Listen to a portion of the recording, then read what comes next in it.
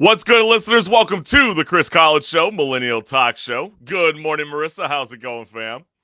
Ooh, I am ready for this week to end. Let me tell you, Mercury retrograde started on Saturday, and on Sunday, my car was stolen. So it Oh, has just been nothing but a nightmare all week. oh my So I'm ready gosh. for just a better week ahead. Yeah, that sounds horrible. I'm shocked to hear that. Right at the top of the show. That's crazy, unfortunate. Oh my Mm-hmm. gosh. Mm-hmm. Yeah, luckily I have a Where do you backup even car. begin? Oh my gosh. Yeah, luckily I have a backup car. So that's why peeps, you should always have a backup car, as you never know. Oh my. You know what's so sad? Remember that one story we had with Off the Fret with Cannibal Kids? Yeah. Remember when they were talking about Oh, the air tags? yes, that stuff got stolen. Yes, I actually got Yeah. air tags after that, but there was not an air tag in my car. If I would have had an air tag in my car, maybe I could have found my car by now. Is that the worst thing though? Like when you start thinking about those kind of things after the fact, something Yes, occurs. yeah. Let me tell you, I'm putting air tags in my car now. Yeah, you're actually sparking up a total idea. Yeah, it definitely, with Cadillac converters being stolen out of people's vehicles, the straight up vehicle. Yeah, Yeah. we're hearing the same stories here in the Inland Empire as well. It's absolutely Oh insane yeah. I what's mean, going on. anytime our economy dips, crime raises. Yeah. That is a known fact. Yeah. Oh my gosh. Well, let's try to set the tone. I know that you're here in good spirit, which I Of appreciate you, course. Marissa Pitts. I think that's totally cool. I know one of the bigger news this morning was Jack Harlow kind of surprised the world, announced that he was going to be dropping his third album called Jackman. It was kind of a bit of a last minute effort to release the album, and it's out today. It is a follow up to his 2022 Come Home. The kids miss you. They definitely do. This was kind of a cool scene that erupted this morning in Louisville, where Jack Harlow visited his old high school. Ooh.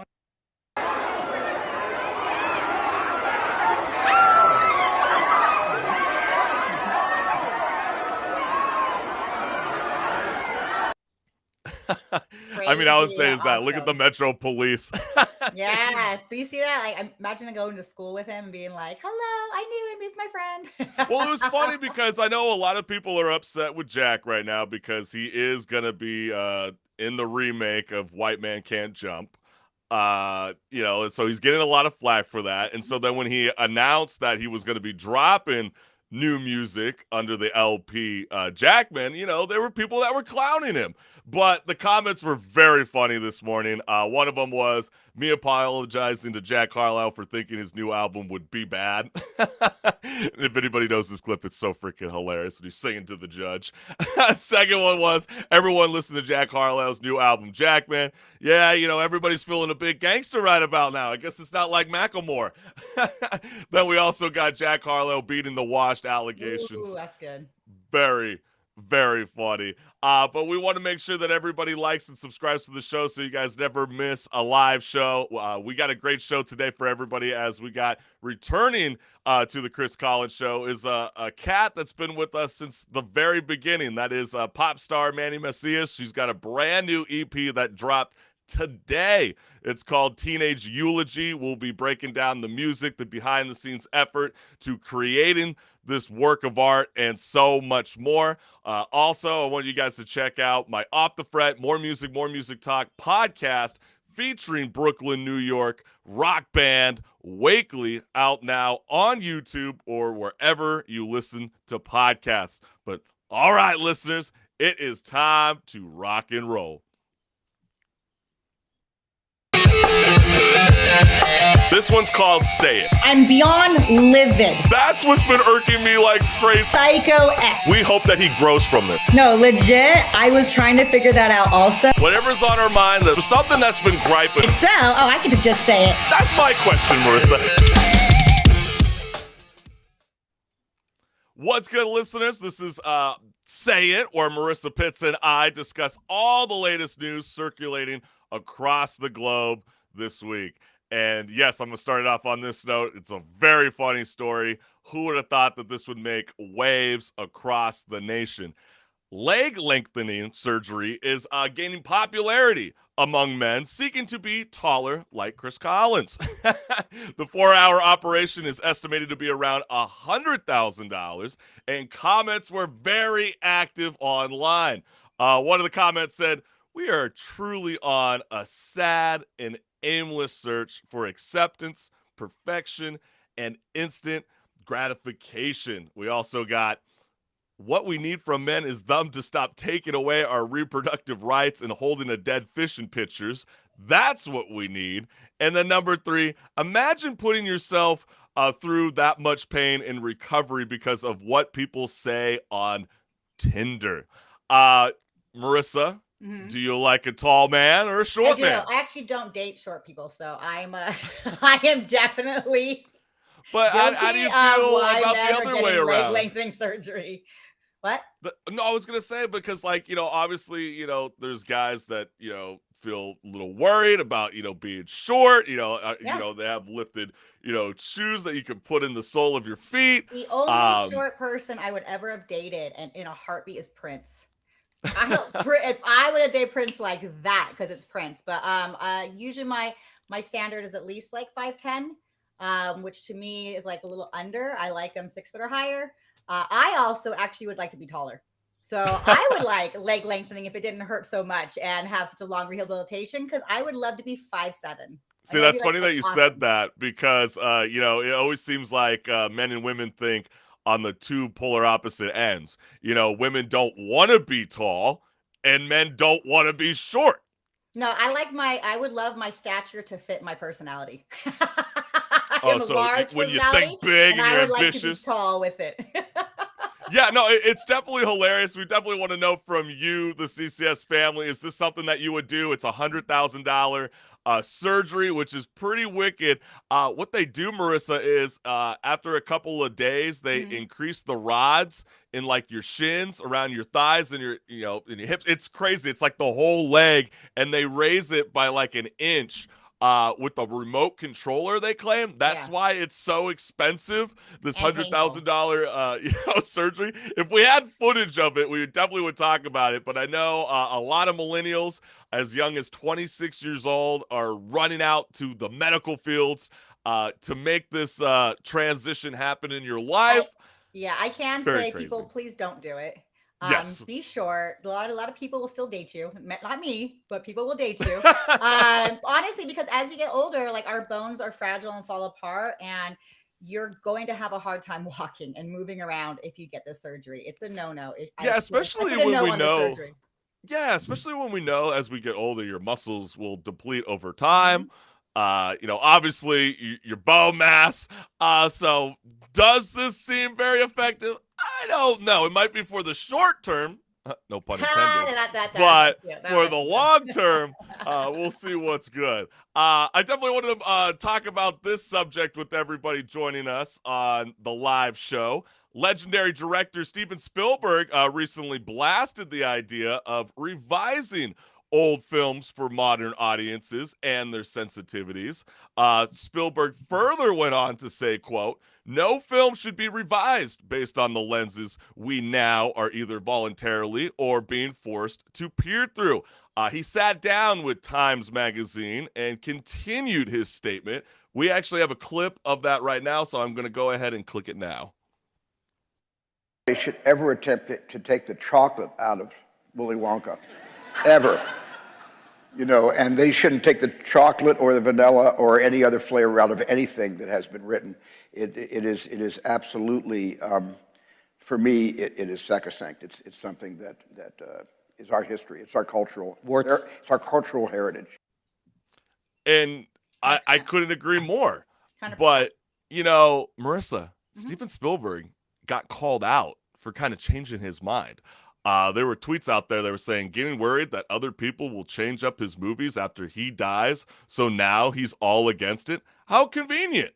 There was another comment that said, "I'm glad he regrets it and has come to his senses." And last, but the younger generations have no memory. They operate as if the universe began when they awakened. That's I funny. laughed at that That's comment funny. because That was it's the like, best comment. That's the best comment. we're but My thing is, though, Marissa, we're not the generation that's making these calls. This was Steven Spielberg who made this call, and the reason what he's talking about, listeners, is at the very end of E.T., when they're flying up with the bikes, in the new modern edit of E.T., they took out the guns from the police officers and replaced them with walkie-talkies. Yeah, and He felt like that was necessary then. Now he's clapping back, thinking it was totally wrong. So I think he got the pressure from studio. I think it's not just so much his decision. There's a lot of money that goes in from different hands, and I think that politically, he was probably pressured to do it.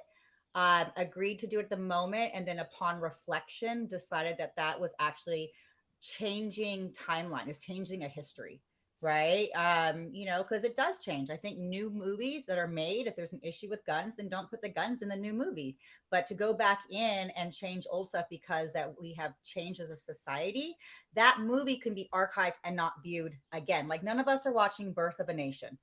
Okay, no one's sitting down and being like, let's go see Birth of a Nation. Let's remake it. You know what I mean? Like, no one's doing that. Why? Because that was an archival past, horrible part of our history, but one of the first films, right? So it's kind of like everything that goes through. If you look at the 80s, there's a genre, there's a style.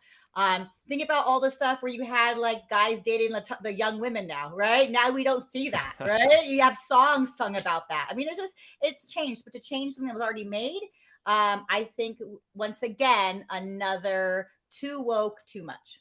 Yeah, what does this say about the Hollywood industry as a whole? I mean, when you especially got a legendary film director like Steven Spielberg, who might be under the grasp of, the Hollywood elites above him, we're currently seeing films that are, not dramas, but comedies who are being canceled before they're even being made. I mean, you couldn't even make a Tropic Thunder or a Blazing Saddle today. I know Jamie Foxx wanted to create a film. I get it. No, I get that. If the time has come where the type of film is not going to make you money, and so an industry isn't going to put money into it because we have changed, we evolved, we have whatever you want to call it or devolved. I don't care whatever spectrum you are on. But that to me has no problem because that's a new make into something. If that genre has died, then it has, right? We move on, make something new. But I think it's a little different than taking something out of a movie that's already an iconic class.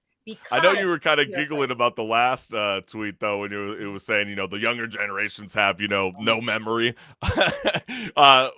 Was there something? Did you think that there's also an issue with our own generation, too? As if we're kind of. I think it's every generation. I think every generation we continue is why history repeats itself, right? We think that we're the first ones to make this. We think we're the first ones to go through this. We think we're the first ones. Every generation does that. And I think that individuals who are more, have more experience with life or see more of the world or stuff might have a more rounded viewpoint of the struggles of the past. But I think it's an every generation thing. My daughter's going to think she's the first one to walk to school or something. You know what I mean? Like, right. I already know how it is. Oh, that is so freaking funny. But hey, we want to know from you, the CCS family, is Steven Spielberg right to finally change his attitude about revising old films?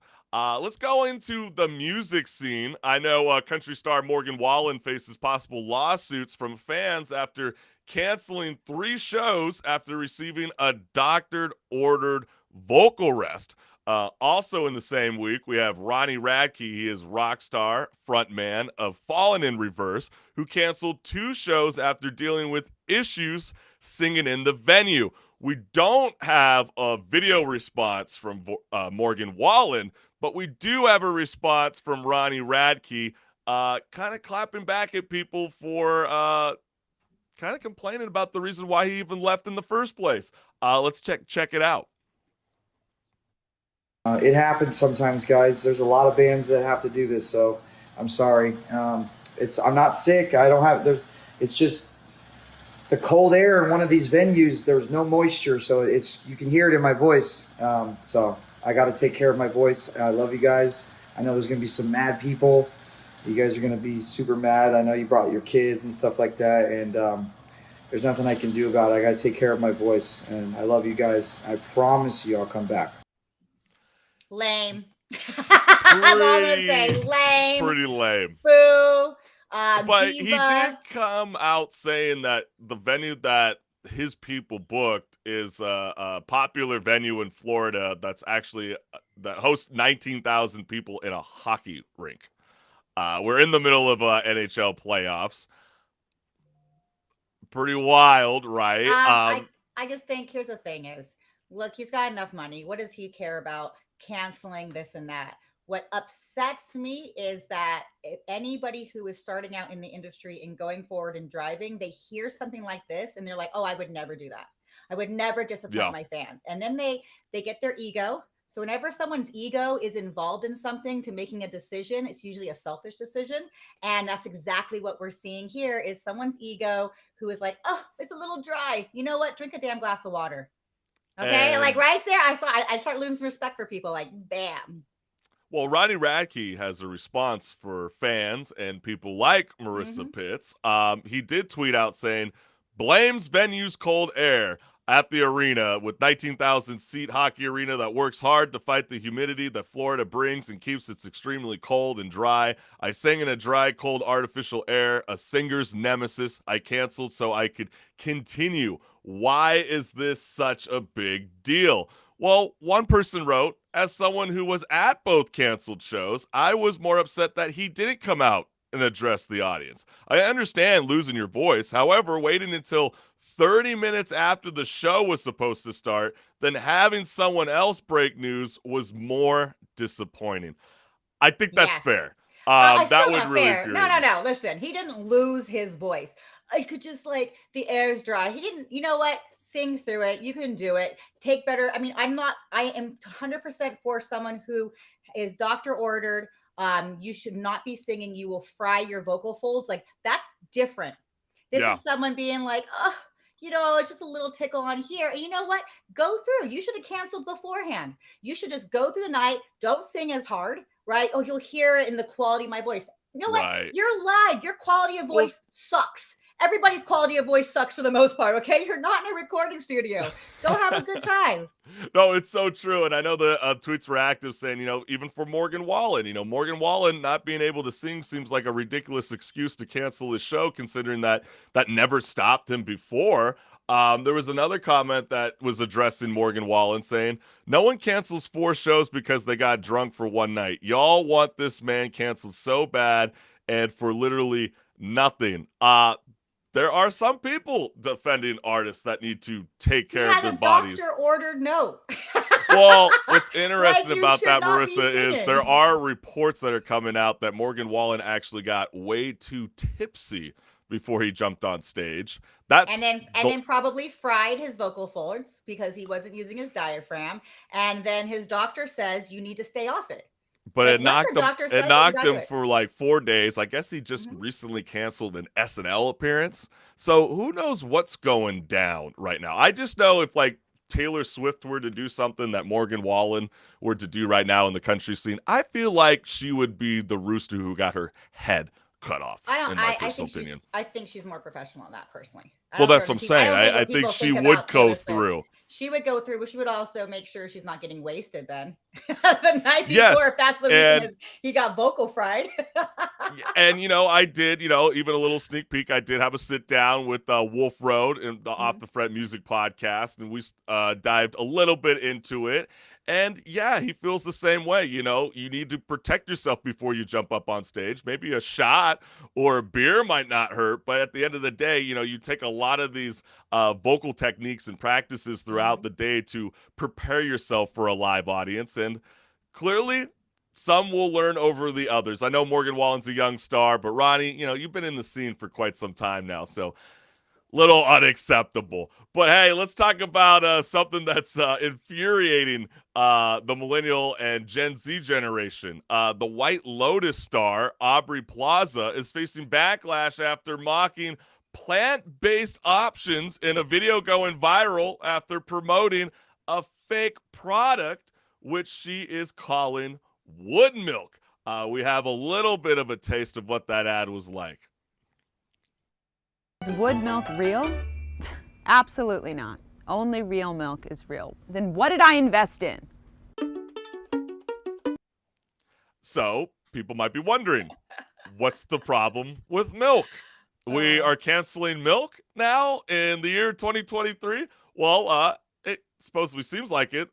This gentleman was clearly upset. He said, "I'm so heartbroken, y'all. Aubrey Plaza out here doing ads for the dairy industry, trying to make fun of plant milks by shilling wood milk. The desperation.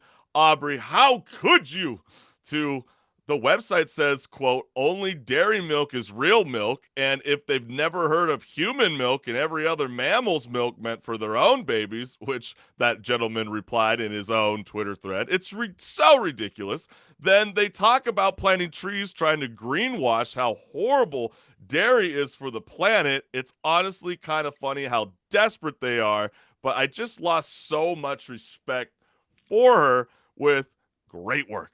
You lost a fan. You're the soul to the devil. Anybody that knows me knows I drink a lot of milk. Am I the devil? I was born on August 13th on a Friday. That was my whole sole purpose That's so of funny. being To be a milk born drinker. on planet Earth was to Um, drink milk. Look, if someone loves milk, here's my saying on it. If you love milk and you have no problem with mass factory produced milk products, because usually the cows are not treated fabulous, and you can tolerate milk, because technically as humans we should not be drinking cow milk. We are actually designed for human milk and goat milk, so goat milk will digest better.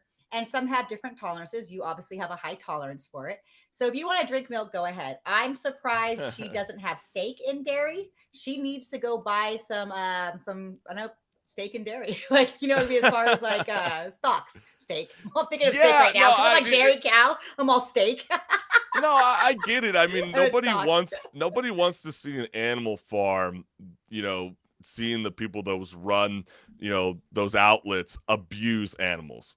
Everybody agrees on that stance. But it's also pretty funny how, our generation could put so much energy and focus on, walking away from the traditional banks, but then embrace cryptocurrency, which that alone does so much detrimental madness across the globe with how much energy and electricity it consumes, on a daily basis with, supercomputers. It's just totally insane.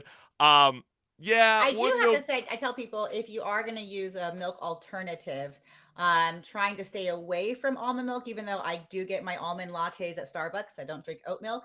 But there is, because of our drought, almonds take a lot of water, and really people should look Yeah. at like pea-based protein, as Oh, far as I'm the sorry. pea I'm milk. sorry. That sounded so weird. Not pea Something like complete. peeing, but PEA.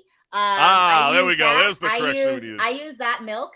It is nice and thick, also, or non-milk, should I say? And it's a great alternative, and it's also actually pretty good for the environment. Doesn't put as So much. if of it's the- non-milk, then why do we even still continue to call it milk? Why don't we just start like a new trend and stop calling it dairy anything? I guess. I mean, it's in the dairy section when I go to buy it. I know, right? You're like, hey, don't blame me, Chris. My I'm just non-milk? going to the Just you like know, when the I get my like supermarket. non-meat things, you know what I mean? They're like right next to the meat. Exactly. Oh, that's so funny. Oh, that's so funny. But hey, if you're a dairy person, live on, brother and sister, myself included. But hey, listen, I definitely wanted to utilize this moment in Say It to hype up, Off the Fret, more music talk. My 9th installment was sitting down with Brooklyn, New York indie emo rock band Wakely, as we discussed their debut LP, which is out now today, wherever you listen to music. It was a lot of fun sitting down with frontman Alex Ballmer. I have an exclusive clip here live on the Chris Collins Show where Alex is talking about how the band had a really hard time, trying to come up with the concept to their hit single, Tug of War. So they did something pretty unique that I haven't heard from an artist before. So let's go ahead and check that out. You guys were recording your debut LP. You guys consistently switched instruments? Like you swapped roles? What is this, Freaky Friday? Yeah, there was definitely, a lot of passing around instruments. None of us got on the drum set other than Oh, okay. So the drums is off the limits. What? You yeah, can't keep a beat, can't keep a rhythm. You and Elliot. yeah, no, can't keep. We have no sense of rhythm. And he's a lefty drummer, so that like Hey, always I'm a made it. lefty too. I know how that Yeah, is. I all mean, a right. lot of my friends when they come over, they're like, "What am I looking at?" Yeah, what is it? 11% of the world's a lefty, maybe less. 9, Yeah, probably less. something like Probably that. less. I could have just made Yeah, that. every time I go to Guitar Center, and I bet your brother feels the same way. He's like, "Dude, I'd love to play on that bitching drum set, but like, this ain't gonna work out, fam." Yeah, he's got the on guitars too. I think he plays a little guitar, so he plays righty guitar. But yeah, we switched instruments. Like, there are some guitar lines that Elliot helped write. There were some guitars that, or Dan wrote a lot of the guitar parts. I think there were some bass parts that I helped write as well.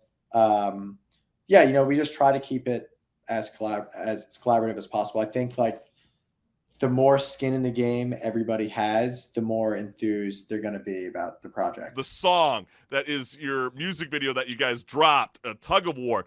You had a really difficult time trying to come up with the vocal patterns and the lyrics to this track. And am I correct by saying that you guys turned on Shark Tank music and started doing your own pitches with the band? That's actually no joke. I wish there was good footage of this. Yes, that would have been so awesome. We might have a couple videos of it, but like we were so stuck on that song. Like we loved jamming to it. We loved playing it. We had like just a few vocal ideas, but nothing really stuck. And it was like getting time to where we were like really trying to finish the album.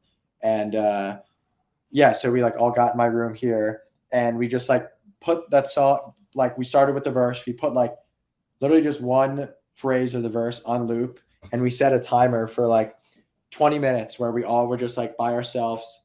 We're all in this room for 20 minutes. No one said a word.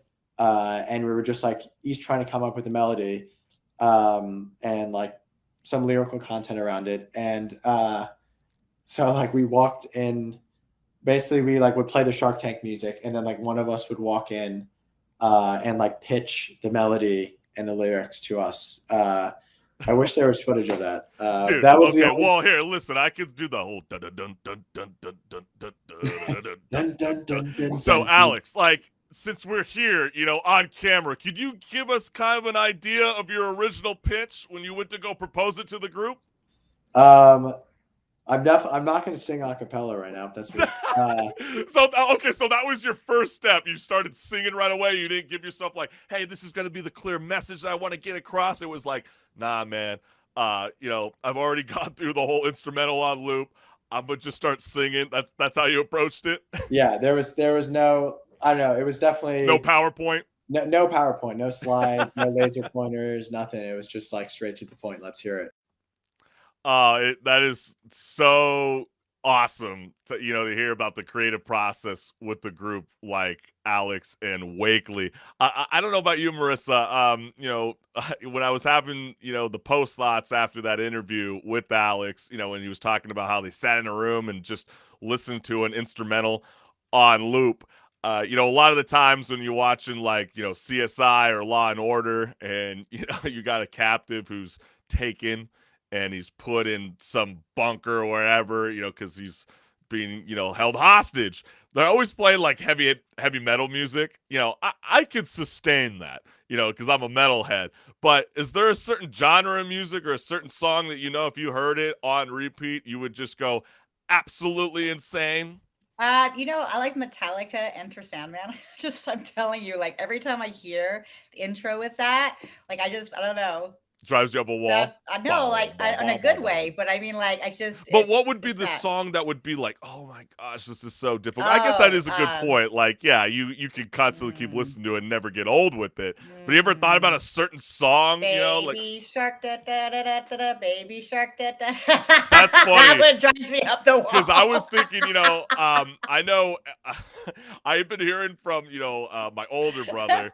He always talks about within his inner circle of, parents and like yourself, Marissa, who have kids, where Coco Melon is like the feared show with adults because they Daughter, can't love, stand. cocoa, melon. It's like ear bleeding. So I think that It would is. probably be the one. I actually have to agree with him on that one. I think Cocomelon would supersede. Baby Shark does have an album of the same song sung different ways. So, in case anybody's Or interested you know what in might drive knowing you up how the Baby wall is Shark it's like can a be sung, classic how many song different that ways. yeah, right. Or what could be is like a classic song that you already love, like maybe a theme song like SpongeBob SquarePants, and it's just on constant repeat. Yeah, you're definitely gonna want to sponge that away It's and funny. get it the hell out of Dodge. But hey, we wanted to have some fun. This is a very goofy topic that was circulating across the web this week because the internet has been bamboozled by 162-year-old painting, which I have here. I want to showcase it with everybody. Everybody might be wondering when they look at this artwork, what is it that is creating an uproar with people online? Well, the internet had a field day on this one. And Marissa, I think you'll get a kick out of this. People were saying, that can't be an iPhone. Based on the age of this painting, it's more likely to be a BlackBerry. That's funny. One person wrote, book? What is a book? Asks 90% of the brain dead social media addicts. And number 3, if you zoom in, it is definitely an iPhone. Moreover, it is an iPhone 15, which hasn't even come out yet. I will go ahead and showcase that photo one last time for everybody that's tuning in live to the Chris College Show. But it clearly looks like there's a rosary there. But It's a prayer book. right. But Yeah. but Well, it's a is this prayer just book. a I mean, classic that's why case they're of so trolling? small. I know the Yeah, New it's just York funny. like I If know the I New York saw it, no, if I saw, I'd be like, why, wait, is this AI generator? What's going on with this? Because she's holding an iPhone. Did we time travel? Because I immediately do assume iPhone because books are obviously, you would think, a little bigger. But Yeah. that's definitely a prayer book. I Right. got one given to me by my grandma. She's not given Or to when me. you She go passed and away. But rent a they're little motel, tiny. you get those little No, but the they're little books. they're little prayer books. They're like little tiny books. That's why I like. I don't know. It just makes me That's what I laugh. think This it is is. just a classic case of trolling, and certain media outlets like the New York Post are trying to trend it on us by going, hey, they don't know the difference. It's like, nah, dude, you just don't know how to tell a joke, which usually New Yeah. York Post, you guys are better than that. And I love you guys. But let's go ahead since we got a couple minutes left. I want to talk about this. I'm curious on if Mandi has heard about this. I know we're about to be bringing her up on Strike a Chord, but not long ago, Avenged Sevenfold singer M. Shadow expressed his belief that AI can have a positive impact on music, saying that, quote, AI will be able to create limitless variants instantly. The reason why he's talking like this is Grimes has set a conversation among the whole concept of AI and being able to utilize your work without, maybe their permission, maybe not. This has all got raised because of the Weeknd and Drake song. Well, M. Shadow said, I like what Grimes is doing with her likeness and AI. I'm not sure the logistics while on a label, but moving forward, I would love to help facilitate our sound and producers and the fans to create original Avenged Sevenfold songs using this technology. But what should the splits be? Lots to figure out. Web3 will also play an important role in authenticating true Avenged Sevenfold songs from AI produced. Exciting, scary. What do you think? I think it's kind of weird. The reason why this got kind of brought up, Marissa, was for context, the pop star Grimes said she had no problem with people turning her voice into AI and then you putting her voice into music. She just wants 50%. She has no issue as long as she's paid. That's like a lot of artists don't have issue you sampling their music as long as you're paid. So there does need to be laws. There does need to have protection for artists.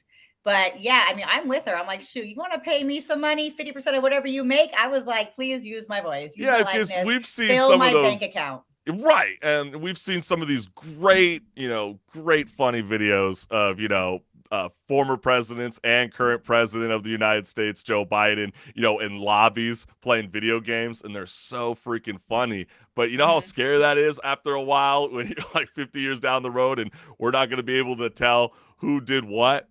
I can't tell now anyway.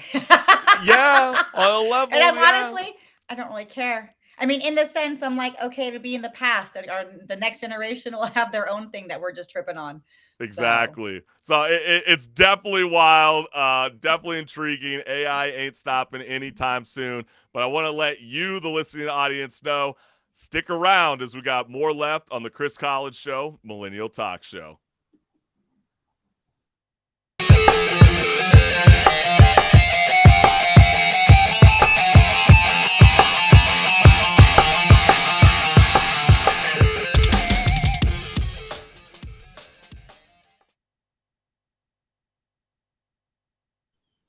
What's good, listeners? Joining us and returning to the Chris College Show, Millennial Talk Show on Strike a Chord is pop star Mandi Macias live with us on the show. How you doing, fam? Hi guys. Oh my hi, goodness. Mandy. Good to I'm see you. You are all grown up. How insane is that to think? Isn't You know, that when we had you weird? from the in-studio days to now this virtual reality. I mean, it's always a pleasure to see you guys, though. Yeah, It's same. a breath of fresh air. I've been following your career. It is just popping up, and every time I see something even more fabulous is happening. So congratulations. Thank you. I Well, appreciate yeah, it. a lot has changed. You know, obviously you are now an adult, you know, in college, still pursuing your music. Watch and out. He might try to congrats. ask for your phone number. Oh, yeah, right. But congrats on the release You know of my your mom, EP. Chris. You know I my know, right? mom. But congrats on the release of your EP, Teenage Thank Eulogy, you. which is out today. I mean, how exciting do you feel to finally have this body Ooh, of we work have a little released to the world? comment too. Hold on, we have a comment Woo-hoo! from here. Woohoo, Mandy. All right, Pamela. Nice. See already the fans are hitting it up. Love it.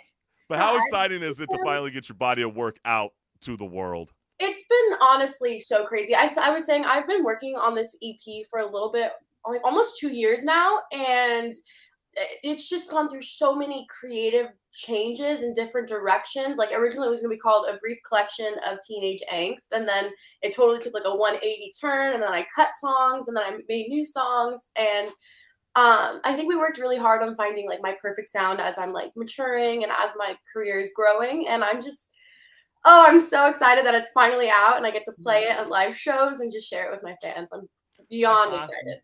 No, I think that's so cool, and I want to focus on the album title, Teenage Eulogy, because usually the word eulogy is associated with death and funerals. Is that how you would describe the transitioning from a teenager to becoming a woman? Yeah, I definitely think death has, such a negative connotation to it, but I also think death means like rebirth, regrowth, a new beginning. And I think, at every chapter of our life, something, inside of us changes and dies and grows and becomes something different. And I feel like this has definitely been like my little caterpillar. I'm turning into a butterfly. I think I had a lot of just like insecurities, fears, and like especially in the industry, like, not feeling good enough and not thinking my voice was strong enough or not thinking my songs were good enough and having people in my ear kind of be like, you need to do this, you need to do this in order to be successful. And I think this past EP was me being like, I don't care what anyone says. I'm gonna make music that I like, that best represents me. And like it's the death of those insecurities, of those fears of, I think especially being a woman in the industry, like feeling the weight of having to be something that you're not.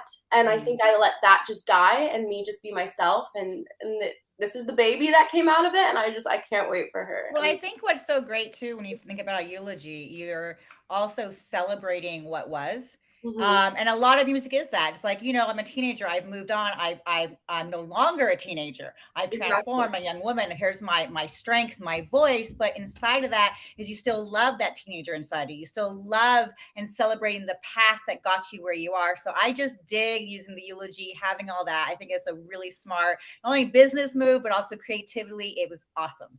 Thank you. Thank you. Yeah, it's definitely a remembrance. I think there's so many parts of myself that I just pay tribute to. I think it's always important to stay youthful and to always stay curious. I think that's something that children have that, as we get older, it tends to fade. But I think curiosity is something that, it's a staple of life. If we're not curious and we're no longer imagining things, then what's the point? So I definitely am paying like remembrance to that and tribute to that. But I also think it's just so important to celebrate like your growth and like how far someone's come. And I think I've just grown tremendously from like when I first even met you guys when I was like 16 years old. I mean, we were down in Long Beach, right? You know, in a radio station, like everything. So crazy. Well, your brand new EP, Teenage Eulogy, is an album that showcases growth, change, and self-discovery. And you were talking about how you were inside the studio for 2 years working on this body of work. And how did you get past those insecurities? Was it exploring new sounds? Because I'm noticing, a different twist in the world of Mandi when it comes to producing these musical arrangements with this EP. Most definitely. I think I stopped trying to compare myself to other artists that are, similar in style, because at the end of the day, those are people that inspire me and it's not competition. And I think when I was younger, I was always looking at it as like, I have to be different and I have to be better than to be in order to be successful. And I think this past couple years, I was like, why am I fighting art? Like when art is a collaborative thing, there's room for everyone. There's rooms for all types of sounds, all types of voices, all types of stories. And I think that was the biggest change. And I stopped being scared and intimidated to reach out to like my favorite music producers. I mean, when I tell you I stalked social media stalked. No, you did not. So that's pretty cool. No, So hey, is it stalking or is it researching? Okay. I like that. Right? I think it was heavily researched, and it was you can do a mix of both. a very, very, very persistent DMing. But it worked out because not only are they such a big supporter of my career now, but they're like mentors and they're people that I've looked up to for the like past 4 or 5 years. They produce some of my favorite songs. And, I DM'd them. I was like, hey, my name is Mandi. I'm a songwriter. Please work with me for like months. Wow. Until like, it finally, because, it goes into the request file. They probably don't even check it. A lot of people don't even go on Instagram, like to check their DMs a lot. They'll just post their stuff and then hop off. So I was like, I'm just going to be persistent and just like DM these people like crazy, like a mad woman, commenting on all their stuff. Please check your DM. Please check your DM. Like just so all the time. That one is stalking. I'm glad it worked in your favor. Like that one is. It's cool. But I think people have to say too, I mean, in this industry, you just have to knock on as many doors as many times as possible by just giving up and walking away without knocking on that last door. That could have been the door that opened your career. Exactly. Right? And you just have to just keep knocking. I mean, I tell myself this 20 years I've been in this industry, right? 20 years of grinding and trying and getting my degree and putting money in. And I just keep knocking on a door and knocking on a door. And eventually something opens. Exactly. Oh, yeah. My favorite saying that I think I've been living by, something my mom says, is like, what does no mean? No means new opportunities. Like every time. Ooh, mom is on fire. She got that advice. She always reminds me that, like, because I would take no's so hard. Like if I failed at something, I would instantly shut down and be like, I just can't do it anymore. I can't do it anymore. And my mom would always be like, okay, you failed, but you're going to go back and now you know what not to do. If someone says no to you, you're just looking for a new opportunity. That person wasn't right for you. That person wasn't right for that song. And you have to fail to succeed. If you always play it safe, if you always are afraid to fail, afraid to give it, you will never succeed. You will never grow as a person. You will never grow as an artist. Like you have to just jump off the cliff and know your wings will unfurl. Oh, exactly.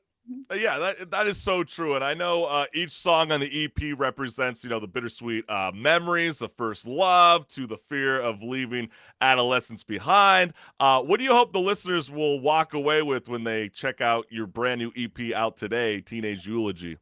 Yeah, I mean, I just hope that, maybe younger girls that are like going through that period. I feel like awkward, like there's like an awkward change that no one talks about. Like everyone talks about puberty. That's awkward for everyone. But then there's this awkward period when you're like 18 to like early 20s where you're like, okay, I'm in adulthood now. And like, this is a whole new world. And like, I'm in college.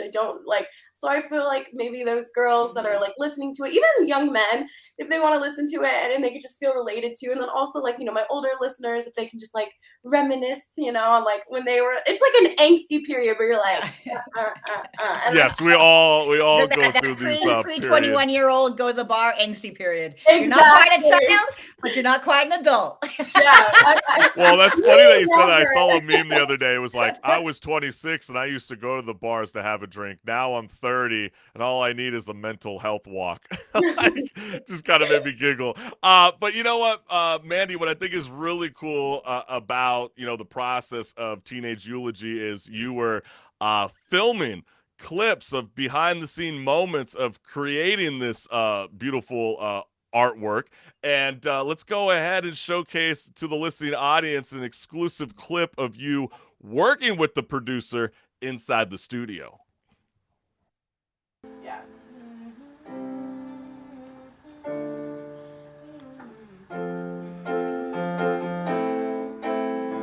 So F into A minor, into D minor, into C for the chorus.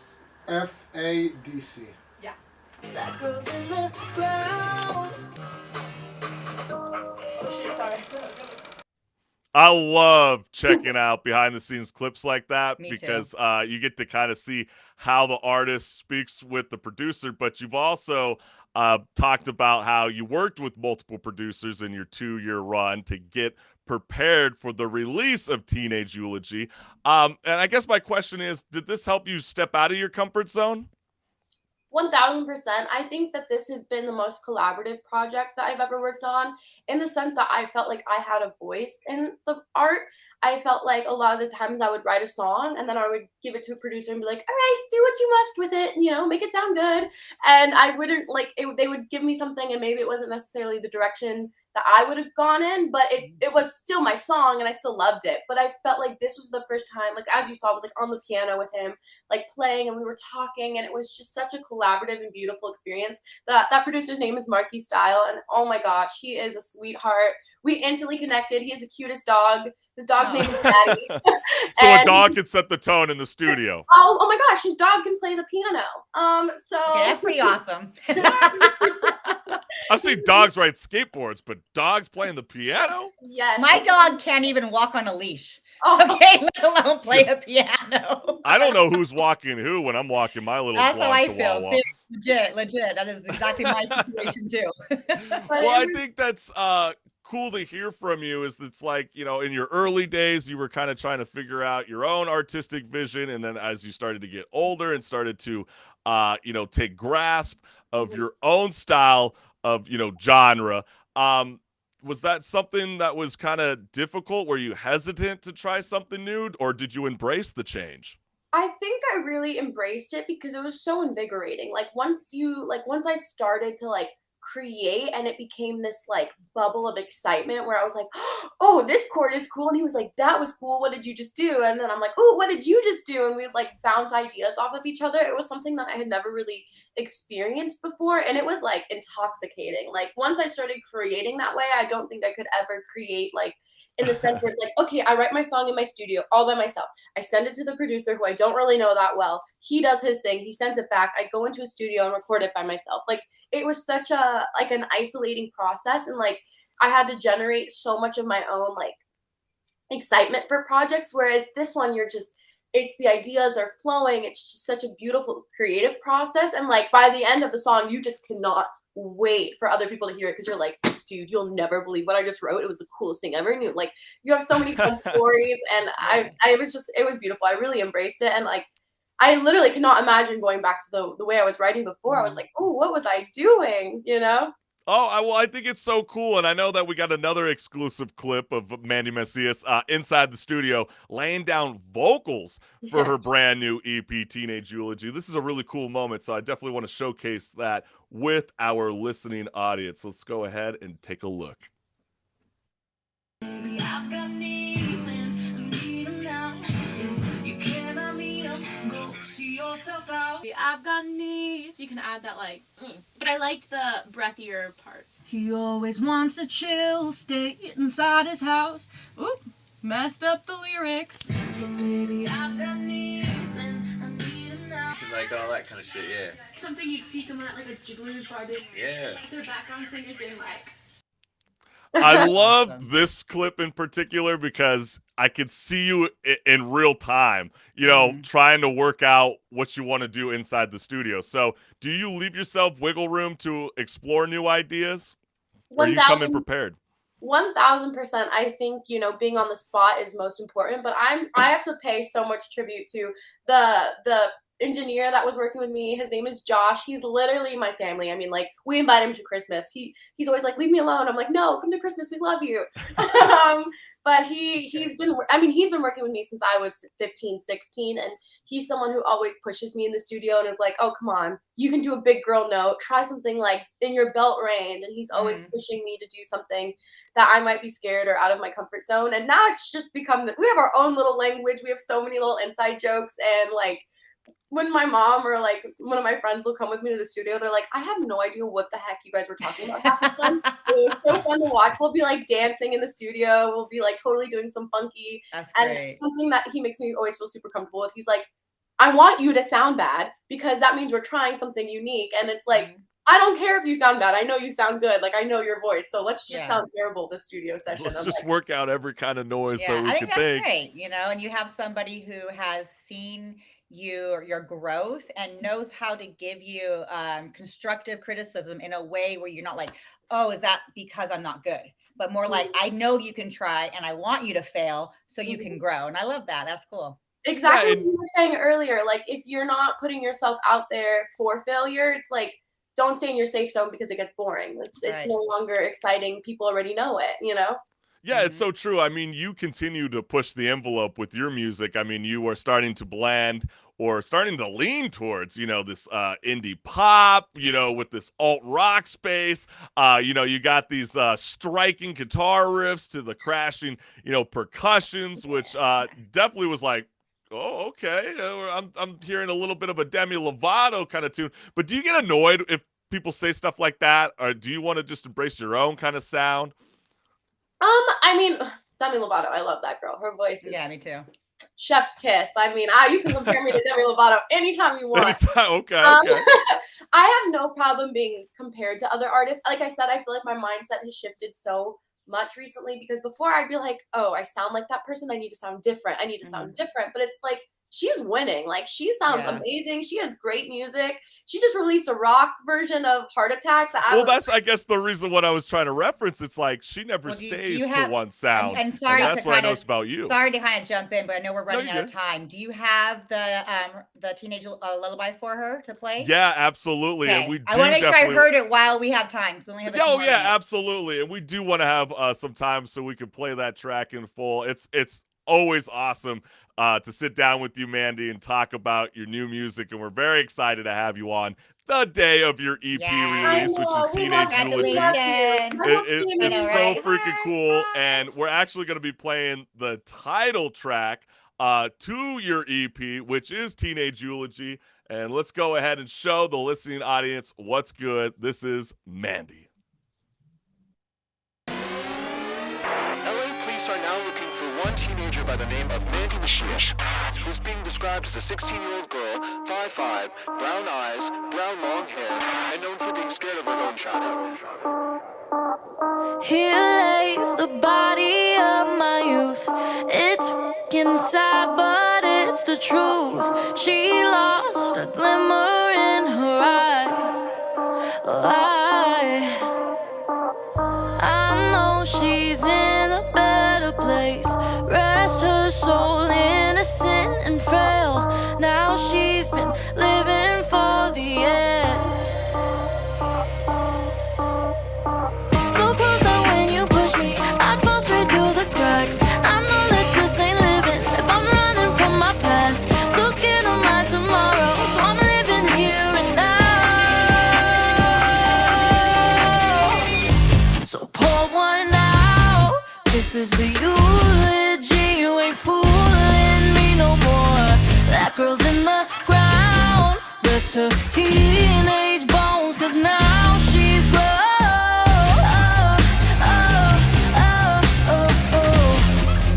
It's teenage eulogy.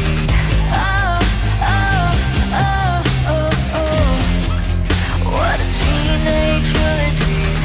You keep on saying I have changed. I guess you're right, 'cause I'm not the same. Little girl, you push around and scare. You really thought you could scare me? 'Cause I found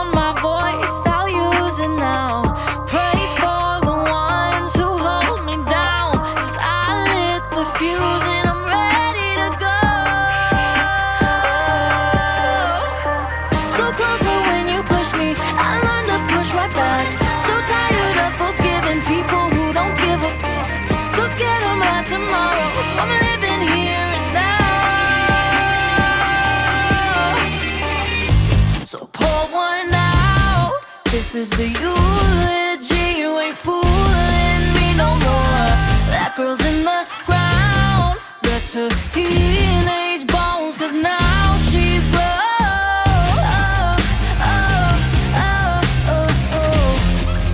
It's teenage eulogy.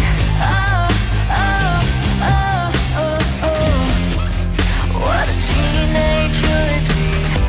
Cause you can give condolences, but don't shed a tear.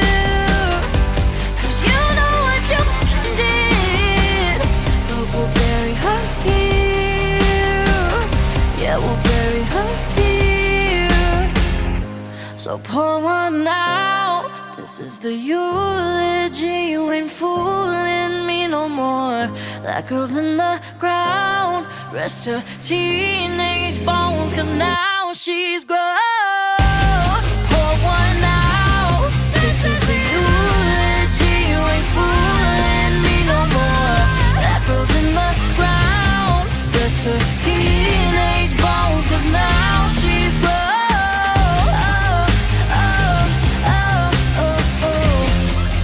It's teenage eulogy. R.I.P. Rest in peace. Yeah, that's what's good. That is Mandi's hit single. That is Teenage Eulogy, and you can find that on her EP, Teenage Eulogy, out now today, wherever you listen to music. And Mandi, thank you so much for joining us Thank you again guys on the Chris for College Show. having me. And Like I was saying, I love you guys. You guys are Same. I am so excited for you, and I cannot wait to see every single new door open up for you. So And you I hope deserve it. all your further plans and the rest of the day are out with the bang, and much success for you for the rest of the year. Thank you. Bye, And for Mandi. Thank you. Yes, Bye, thank you, guys. Mandi. And for You everybody too. that's tuning in right now to the Chris College Show, stick around as we got more left on the show.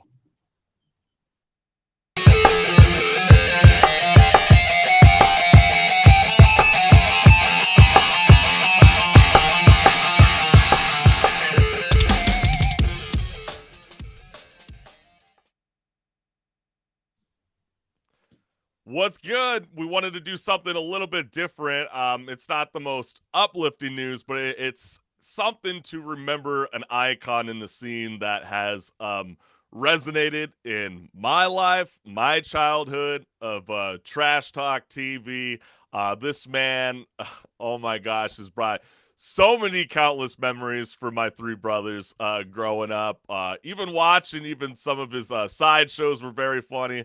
But that man was the legendary talk show host, Jerry Springer, passed away this week peacefully in his home of Chicago. As you can clearly see, this man has done incredible work on his time on the Jerry Springer Show, with being such a ratings powerhouse. I mean, often bringing, a cultural pariah, some would say, to, your typical daytime shows. He was often known for his chair throwing, tabloid style drama. The beefs were hysterical. But what's more incredible, to think about someone like Jerry Springer is he ran his show for 27 years with more than 4,000 episodes before coming to an end in 2018. This man's a legend. Came out of the blue. I wish nothing but love and condolences for his family during these very, very hard times. But we also want to give another shout out again to Mandy Macias for joining us on the Chris Collins Show. She's got her brand new EP, Teenage Eulogy, out now wherever you listen to music. Also, I want to let you guys know I have an Off the Fret music podcast, More Music Talk, featuring Brooklyn, New York band Wakely, as I sit down with frontman Alex Ballmer to discuss his debut LP, literally titled Wakely. And I'll end the show by saying that the world of showbiz has been rocked by the death of, the legendary talk show host Jerry Springer. And I always loved his sign-off line growing up. And what he would always say is, till next time, take care of yourself and each other. That's it for today's show. Peace.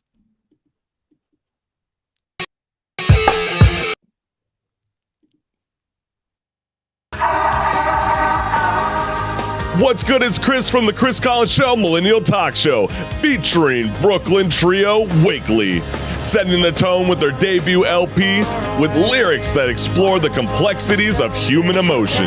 Joins Off the Fret. More music talk.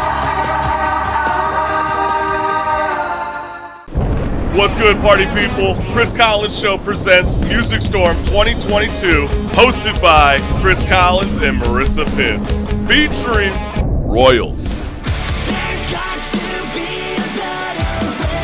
Hurricane Highway, Cannibal Kids, Amanda Cooksey, Astoria State, Kid Dad, Resounding, Sleep Cycles, Avenues, Freckles, Weather Worn, Just True, Sophia Marie. Music Storm 2022. Available wherever you listen to podcasts. Our brand new podcast, Off the Fret. I love it. It's more time to chat. Hello. You look so hear me? jazzy. I love your outfit. How far would you go to start playing live music again? This slaps harder than my ex when she got her stimulus check. So, are you here to bring the sexual healing with your music? Everything is everything, and I guarantee you're gonna hear this song in the future. I love the flow, man. Politically charged album. So if you get easily offended, this might not be the album for you. Brand new podcast, Off the Fret. So excited. Has Kim Kardashian accidentally sent you a coochie shot? Do you want to stay there? It's completely your choice. Or you want to... I feel you. And you know what? I love it. Off the Fret. More music talk. Peace.